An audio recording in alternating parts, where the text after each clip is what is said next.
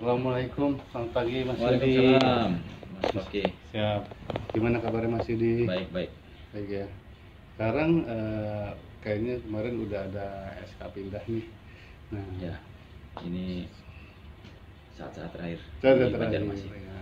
Jadi pembekalan atau ini ya, warisan nih. Kita Warisan coba berbagi inspirasi. berbagi inspirasi. Mas Yudi di Enviro sudah berapa lama?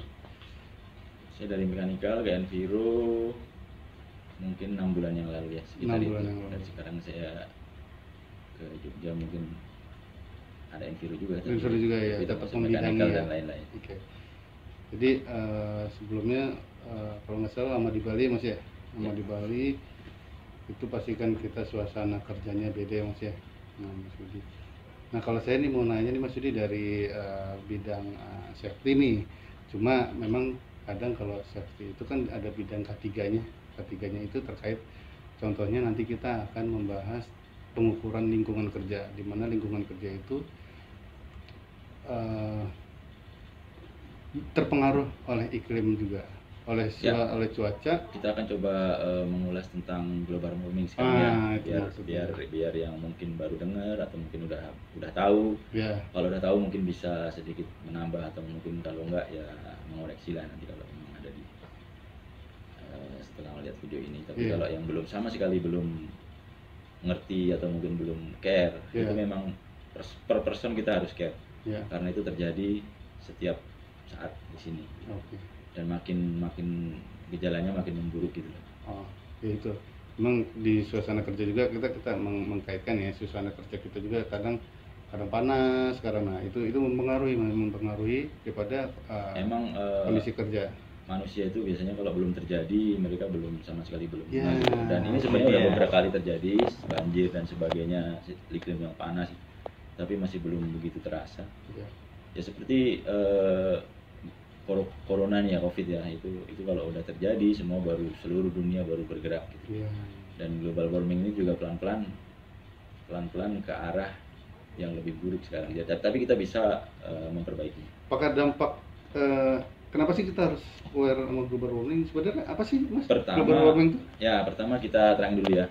Global warming itu begini. Jadi kalau kita lihat bumi dari luar angkasa misalnya, kita zoom out gitu, kita lihat dari bulan atau enggak dari orbit lah terdekat itu. Dengan luasnya, besarnya bumi ini, itu lapisan atmosfer tempat kita tinggal itu hanya seperti garis tipis biru. Jadi sebegitu tipisnya tempat kehidupan kita.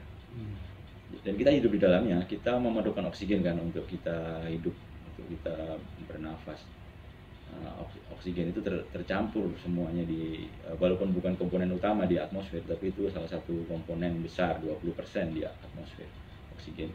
Kita hidup di dalamnya, dan itu akan bisa memburu kadar-kadar itu dengan teknologi atau tingkah laku yang kita ciptakan di teknologi. Contoh yang terbesar adalah kalau kita membakar sesuatu, itu kan pasti ada emisi. Nah kalau skalanya besar, itu pasti emisinya skalanya, dampaknya akan dampak global. Jadi global warming seperti ini. Jadi kalau kita mengeluarkan emisi karbon terutama ya, kalau kita membakar batu bara yang terbesar ya, kita kan energi itu kita cuma pindah-pindahkan aja energi itu nggak diciptakan dan nggak akan musnah, tapi kita pindah-pindah. Jadi pertama kalau kita mau memerlukan penerangan, memerlukan pendingin ruangan atau pemanas ruangan, itu kan pakai energi. Utama di bumi sekarang adalah pakai batu bara. Itu emisinya yang paling buruk ya, paling kotor. Kita udah pakai segala upaya, tapi sekarang malah semua kembali ke batu bara lagi. Dengan batu bara juga bisa naik lagi harganya sekarang. Jadi penjelasannya gini, jadi kalau kita mengeluarkan emisi, maka kadar-kadar polutan yang hasilkan dari pembakaran itu kadarnya makin meningkat. Jadi CO2 dan sebagainya itu. Jadi kalau dengan kadar meningkat seperti itu, sinar matahari yang memanaskan bumi itu sebagian besar mungkin langsung tercermin lagi ya, balik lagi. Jadi ya yang paling terasa kalau kita meletakkan mobil di halaman yang panas ya. Kalau pintu kita tutup semua, itu nggak ada udara di dalamnya terpanaskan dan nggak keluar, Iya. itu akan menghangat lebih daripada kalau kita kita mau membuka jendela. Jadi gambarannya gitu ya. Jadi dunia ini seperti ya, ibaratnya jadi dunia ini akan menghangat. Mungkin karena luasnya bumi ini, jadi menghangatnya itu secara pelan-pelan tapi gradual. Jadi dari pertama kali ditemukannya mesin uap itu sekarang mungkin udah eksponensial ya penghangatannya. Jadi semakin hangat mungkin es di kutub mencair, permukaan air laut akan meningkat, kota-kota di pinggir laut akan bisa makin terendam, dan itu berdampak dengan siklus hujan, musim kemarau. Nah itu yang terasa langsung ke kita. Artinya global warming ini adalah istilah atau istilah lah, dampak daripada emisi, Mas ya. Dampak emisi yang terbesar. Ada satu lagi emisi sebenarnya, itu emisi dari peternakan ya. Ada satu lagi. Jadi ada dua ya. Itu memicu global warming juga? Ya juga, kayak seperti peternakan sapi itu mengeluarkan kotoran sapi ya, itu juga gasnya itu bisa memicu global warming. Tapi ya banyak yang mengklaim lebih besar dari, bahkan emisinya kotoran sapi itu lebih besar dari emisinya seluruh mobil di muka bumi ini. Ada yang mengklaim seperti, tapi itu data-data mungkin perlu dikaji lebih lanjut ya. Tapi memang yang terasa bagi kita itu adalah emisi pertama pembangkit listrik dari batu bara, dan yang kedua adalah mobil yang kita pakai. Mobil kita pakai itu motor, mobil dan sebagainya itu adalah sebagian besar kan internal combustion engine ya. Jadi mesin pembakaran internal itu diesel dan bensin. Jadi itu mengeluarkan emisi juga. Oke. Yang tadi Mas agak menarik terkait kotoran, Mas. Nah, kotoran peternakan itu memicu global warming. Memangnya kan kadang kalau yang kita tahu kotoran itu bisa terserap oleh tanah ya, terserap, terurai, ataupun bahkan dijadikan menjadi pupuk ya. Ya. Apakah itu memicu juga global warming? Seperti apa sih kotoran apa yang memicu global warming? Kalau kotoran yang baru keluar itu mungkin kalau skalanya besar ya, skalanya kayak seperti di Brazil itu kan, itu pembongkaran hutan Amazon semuanya untuk farming kayak cattle farm, jadi untuk peternakan sapi gitu. Skalanya masif, jadi dia mengeluarkan gas. Kalau kita kotoran sapi itu mengeluarkan gas. Gasnya itu juga termasuk gas rumah kaca, gas global. Jadi ya kita mungkin bicara detail masalah persentase angka-angka bisa di lain waktu ya, tapi sekarang kita antara dua itu yang ke kita sama sekarang langsung itu adalah transportasi aja lah ya. Nah, itu yang nanti mungkin di pembahasan sekarang kita bahas bagaimana kita bisa ikut berpartisipasi di dalamnya. Nah, jadi bagaimana kita bisa mencegah terjadinya global warming di diri kita masing-masing. Kalau peternakan mungkin bukan menyangkut kita langsung. Memang kalau dari saya lihat tuh, dari emisi kendaraan ataupun pembangkit listrik itu sebenarnya kondisi saat ini seperti apa sih, Mas? Maksudnya mungkin apakah ada parameternya, apa di level apa, ada nggak sih?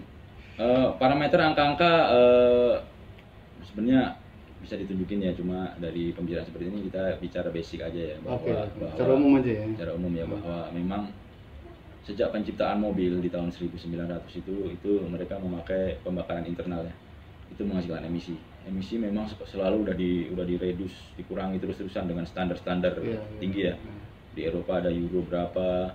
Nah, itu tetap aja dia melakukan emisi, dan sekarang trennya kan memang ke arah mobil listrik ya.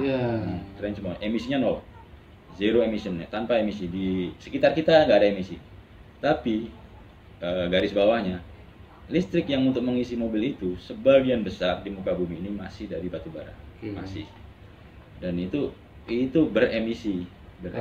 Kan memang kita nyolok baterai nih ya, nyolok di rumah. Memang di rumah nggak ada emisi. Sekitar kita nggak ada emisi. Tapi di PLTU-nya ya kan, di pembangkit listriknya ya kan, itu yang emisi di situ makin besar malah. Sama saja mungkin ya. Jadi kita bicara global warming itu ada kata yang besar adalah global. Jadi kita bicara bumi, nggak cuma bicara di RT kita atau di RW kita, nggak, kita bumi. Jadi kita oke lah kita memakai mobil listrik, tapi listriknya juga dari batu. Padahal banyak energi-energi yang lain sebenarnya, cuma itu memang kalau kita udah mau bicara tentang angka yang besar, investasi dan sebagainya, itu perlu politis ya. Kita perlu keputusan politis. Politis itu kan dari negara kita demokrasi ya, dari orang-orang yang udah terpilih. Udah masuk politis nih, jadi tadi gambaran besar global nih. Kalau di Indonesia seperti apa sih? Ya di Indonesia global warmingnya apakah ada peringkat nggak sih kita di berapa besar dunia? Kalau peringkat saya nggak gitu tahu detail ya. Mungkin sekarang juga berubah-berubah lah ya. Bapak Presiden mungkin sekarang lagi ada acara di Glasgow itu masalah global warming juga ya. Cuma ya seperti itulah, kita Indonesia itu negara yang luas, jadi bisa berkontribusi negatif, bisa berkontribusi positif juga. Mobil di Indonesia lumayan banyak. Mungkin bukan yang terbanyak mungkin di Cina. Pembangkit listrik Indonesia juga banyak. Kebanyakan pasti itu masih batu bara. Dan kalau di daerah terpencil itu diesel. Itu semuanya beremisi. Nah, kalau kontribusi kita ya, saya kira pertama secara pribadi kita kurangi penggunaan listrik, itu udah pasti. Karena listrik itu dihasilkan dari batu bara. Listrik rumah nih, untuk misal personal kan berarti dari rumah dulu ya. Kita kan hemat listrik, kan udah slogannya PLN tuh hemat listrik, hemat biaya ya. Kita ngeluarin duit juga lebih sedikit, terutama yang berenergi besar ya kayak AC dan sebagainya. Yang kedua mobil itu kalau kita memang bisa ya kita yang beremisi rendah lah. Kalau emang kita punya tabungan lebih dan sebagainya, kita mulai sekarang kita beli mobil listrik lah. Pertama ya, itu yang menyangkut kita langsung ya. Walaupun listriknya udah pasti di Indonesia itu udah pasti dari batu bara, tapi kita mulai dari kita. Kembali ke tempat ke tadi yang politis itu ya, memang pembangkit listrik itu skala besar dan batu bara itu sepertinya tinggal ngaruh aja gitu. Jadi politis pasti di tengahnya itu kan ada entitas ekonomi di situ.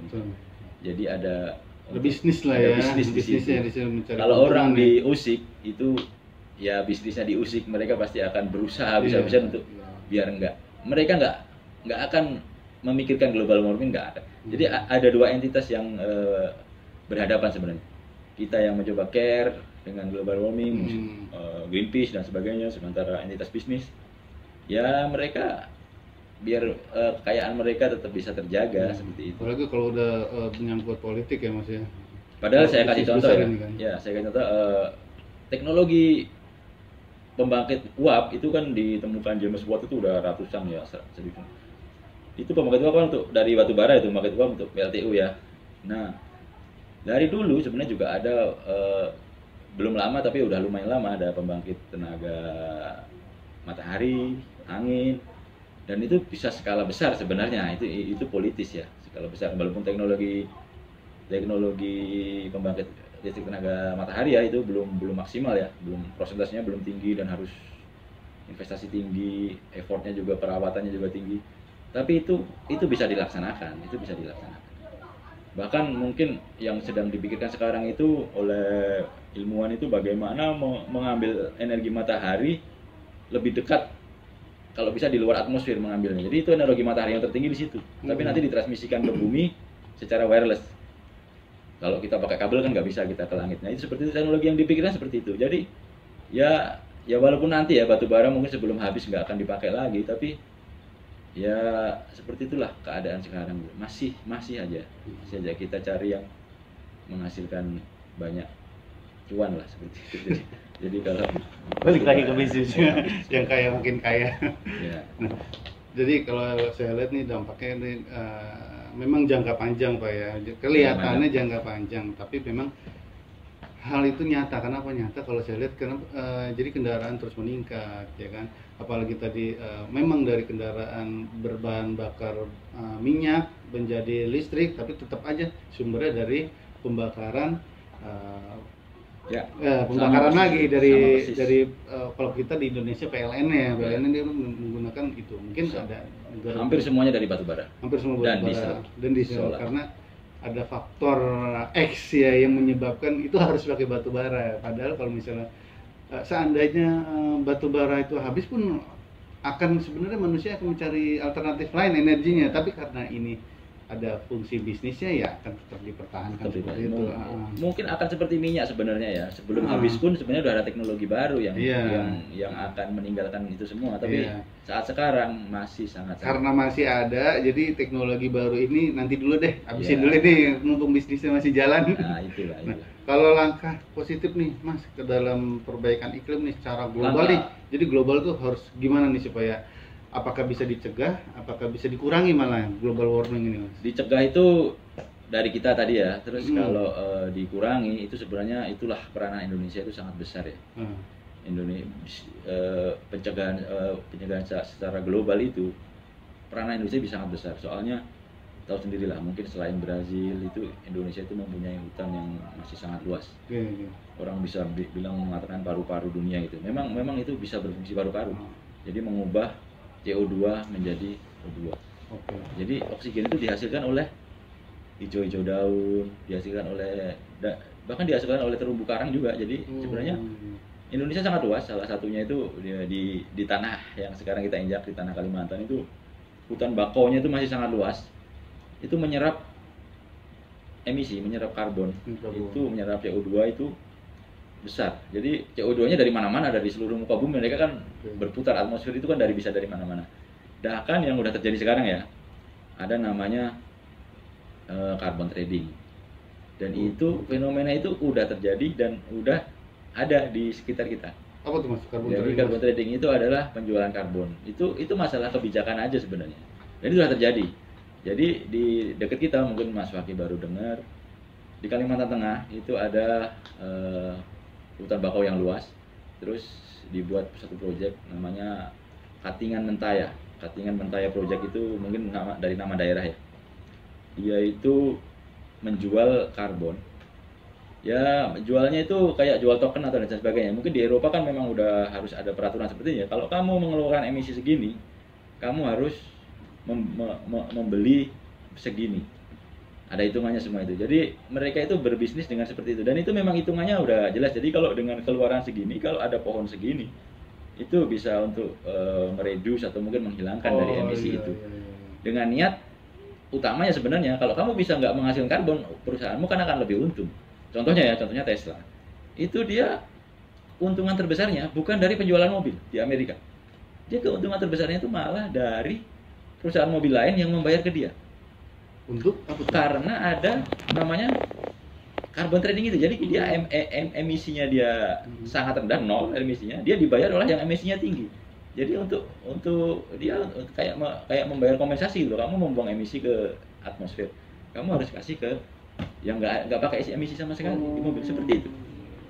Jadi kenapa Tesla itu bisa sangat berkembang besar ya memang. Jadi itu untuk motivasi juga, mobil-mobil itu kita mulai dari nol, emisi nol ya kalau dari mobil ya. Dan kalau bisa nanti pembangkit listriknya nol juga.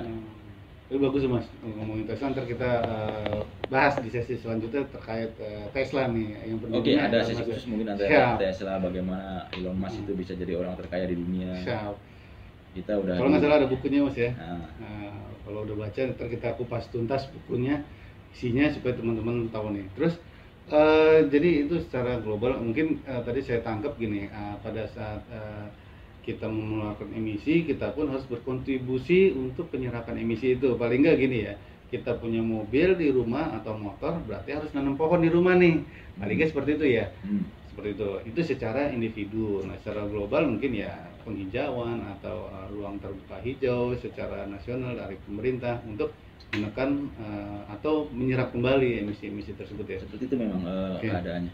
Ya kalau di ini Mas, nah ini kan kita di bisnis bandar udara nih. Nah, ada emisi yang dihasilkan dari operasional atau aktivitas di bandara. Salah satunya yaitu ya emisi pesawat udara. Memang dia akan secara luas terbang, tapi ada juga kontribusi di situ, ada kendaraan juga. Nah, apa sih dari pihak bandara nih, dari kita nih Angkasa Pura nih untuk menekan global warming ini? Kira-kira apa nih hal-hal positif yang bisa kita lakukan? Saya sedikit menggarisbawahi dulu ya, bahwa bagi kita itu yang terbesar itu sebenarnya bukan pesawat ya. Kalau pesawat kan entitas lain ya. Ada perusahaan lain dan sebagainya. Kita mungkin bisa mikirin bagaimana genset kalau mengurangi emisi untuk listrik, tapi genset itu sangat jarang kita pakai ya. Karena kan untuk mati lampu aja ya. Terus mobil pegawai dan sebagainya. Tapi kembali lagi memang yang terbesar dari pesawat. Dan pesawat itu udah ke arah sana. Contohnya ya, belum ada dan masih akan sangat jauh itu pesawat listrik. Mobil udah ada dan udah di depan mata. Pesawat listrik itu mungkin udah banyak percobaan secara skala kecil ya. Skala besar belum ada sama sekali. Jadi kita cuma bisa memakai kita menggarisbawahi dari bahan bakarnya aja, dan itu sudah terjadi ya, bagaimana bahan bakar itu afturnya itu bagaimana beremisi yang terendah. Kalau bisa pakai sustainable energy, jadi pakai bukan pakai yang minyak dari fosil, jadi bisa pakai dari tumbuh-tumbuhan dan sebagainya, dan itu udah ke arah sana. Jadi sudah dikembangkan, sudah dikembangkan. Jadi ya, dan sebenarnya udah ada bagaimana pesawat itu mengurangi karbon dan sebagainya. Dan memang dari sisi perusahaan kita nggak di sisi pesawatnya ya, jadi ya kita asal sebagai perusahaan kita kurangi aja bagaimana pemakaian karbon di sisi kita, walaupun sangat kecil ya. Sebenarnya yang terbesar itu ya pembangkit listrik, dan pesawat itu juga termasuk yang besar karena dia berkeliling ke seluruh dunia, karbonnya dia buang langsung di atmosfer yang tinggi. Jadi ya seperti itulah. Dari sisi kita ikut berkontribusi positif, tapi ya memang kita bukan bagian yang terbesar dari pembuat emisi ya, tapi kita ya berkontribusi kalau bisa secara perusahaan dan secara individu masing-masing kita. Artinya di bandara ini ya, operasional bandara dari kendaraan operasional ya Mas ya? Ya. Mungkin kalau kita tekankan misalnya gini ya, kalau memang kondisi baik ya perusahaan, bisa kita cobalah kendaraan operasional menggunakan mobil listrik. Sekarang udah ada mobil listrik nih. Yang pertama kita menghemat operasional BBM, yang kedua itu kita berkontribusi positif untuk kelestarian lingkungan ya. Kalau misalnya ini Mas,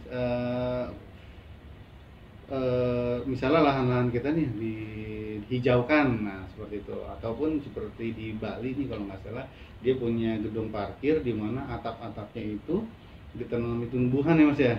Nah itu mungkin salah satu ini Mas ya, upaya ya Mas ya, untuk kelestarian lingkungan Mas ya. Itu penting ya. Jadi kalau mobil itu kita konversi ke listrik, tapi ada satu lagi dari sisi kita bandara, ada satu lagi namanya baterai farming. Jadi kalau bisa kita itu mengganti seluruh peralatan yang beremisi dengan baterai. Memang kita mau nggak mau kita memang mengambil listrik dari PLN kan. Kita nggak bisa ke arah sana kan. Kita suruh PLN memakai kincir atau memakai PLTS kan, kita juga nggak bisa. Tapi kita memang dapat listrik. Upaya kita dulu ya. Kita bisa menghapus genset misalnya. Kita ambil aja listrik dari PLN itu untuk mengisi baterai kita. Itu udah terjadi ya, baterai farming itu di Australia ya, bagaimana diimplementasikan oleh Elon Musk juga ya, bahwa itu skala besar. Jadi kalau bapak-bapak melihat mobil itu sekecil itu baterainya seberapa, jadi kita bisa sebenarnya untuk satu kota aja, bukan hanya satu bandara, itu memakai baterai. Bisa. Jadi backupnya semuanya baterai. Kita teknologi baterai kan udah sangat maju sekarang, udah akan makin lebih maju lagi. Lithium ion, lithium fosfat dan sebagainya. Nanti di bandara bisa gedung seukuran untuk genset, kita isi semuanya itu dengan baterai. Bisa. Dan itu respon time-nya jauh lebih cepat daripada genset. Nggak perlu kita pemanasan, nggak perlu kita tiba-tiba memutar sesuatu mesin diesel, itu langsung secepat kecepatan cahaya aja langsung. Jadi bisa switch. Jadi kalau PLN mati kita bisa langsung nyala. Itu contoh besar sebenarnya, itu ke arah sana harusnya. Kita sebagai perusahaan harusnya ke arah sana. Contohnya di Banjarmasin ini udah di-install ya lampu penerangan pakai solar panel ya. Solar panel, oke. Tapi baterainya kan belum tersentralisasi ya. Baterainya per itu. Jadi di samping perawatannya susah, juga memang skalanya sangat kecil. Kalau bisa itu tersentralisasi, PLTS-nya juga solar sistemnya itu dikumpulin di satu lokasi, mungkin skalanya bisa diperbesar. Bisa tuh Mas, berarti mungkin proyek kedepannya ini baterai-baterai yang ada di lampu ini dijadiin satu aja Mas ya, jadi satu seperti itu. Memang nanti akan memerlukan distribusi ya. Tapi jangan dipakai untuk lampu aja nanti. Nanti bisa sumbernya dari mana-mana, dari PLTS, mungkin dari kincir, juga dari kincir angin. Di sini juga potensial juga gitu. Selain daripada emisi itu mungkin secara ekonomis efisien juga Mas ya, karena kita tidak bayar listrik lagi secara umumnya. Kita bayar listrik seperti biasa, dan saya tekankan ya bahwa listrik PLN itu kan pembayarannya berbeda-beda. Kalau untuk institusi yang besar ya, jam segini lebih murah, jam segini lebih mahal. Nah itu bisa diakali dari seperti itu. Kita isi baterai itu di saat jam-jam murah. Kalau pas lagi jam mahal, kita tinggalkan aja PLN sebenarnya bisa. Jadi kita pakai baterai full, PLN kita cut, kita nggak pernah membayar PLN di jam mahal. Artinya tetap menggunakan PLN mungkin Pak ya, tapi di harga-harga murah itu. Murah, jadi pada saat mahal kita operasionalkan genset elektrik atau baterai tadi ya. Kita cas seluruh baterai itu saat-saat PLN murah. Jadi bukan di peak hour ya. Pas peak hour kita langsung switch aja ke baterai. Yang penting lah itu nanti kita untuk visi ke depan atau peningkatan perusahaan ini jadi lebih baik, atau isu lingkungan apabila nanti menjadi lebih isu lingkungan akan terjawab dengan itu. Itu. Citra perusahaan akan sangat meningkat. Yeah. Walaupun itu kita niatnya untuk efisiensi aja sebenarnya. Kita bahan bakar nggak pakai lagi, genset nggak pakai lagi, tapi kita bisa efisien. Tapi dan citra perusahaan akan meningkat. Linear ya Mas ya, berarti ya. Linear kita dengan peningkatan habitat atau lingkungannya, kelestarian lingkungan, efisiensi, dan juga citra perusahaannya. Sebenarnya itu kalau misalnya dijalankan proyek secara intens dan fokus, pasti baik hasilnya. Tinggal nanti ya. Dan itu kontribusi besar itu untuk global warming. Jadi pemanasan global kontribusi secara perusahaannya. Ya. Dan secara individu juga kita udah ya kita care aja lah. Oke. Jadi kita harus care ya dari diri sendiri. Nah, kalau bisa ya yang terdekat lagi ke perusahaan kita gitu. Jadi kita mulai ada perubahan lah. Jadi emisi-emisi itu dihilangkan. Ya. Sekarang kita bergantung pada teknologi baterai sebenarnya itu kan. Baterai itu meningkat pesat, kita juga mungkin belum mempunyai ilmu yang tertinggi di sini, tapi memang kita punya sumber daya alam ke arah sana sebenarnya. Jadi kita punya potensi gitu. Jadi kalau Arab Saudi itu mungkin bisa kaya karena internal combustion engine, karena mobil ciptaan orang Eropa. Indonesia juga bisa kaya dengan teknologi baterai. Indonesia punya sumber daya alam untuk membuat baterai itu gitu. Itu masa depan sebenarnya. Harusnya itu bisa digunakan untuk peningkatan, jangan sampai kita terjebak politisasi batu bara Pak.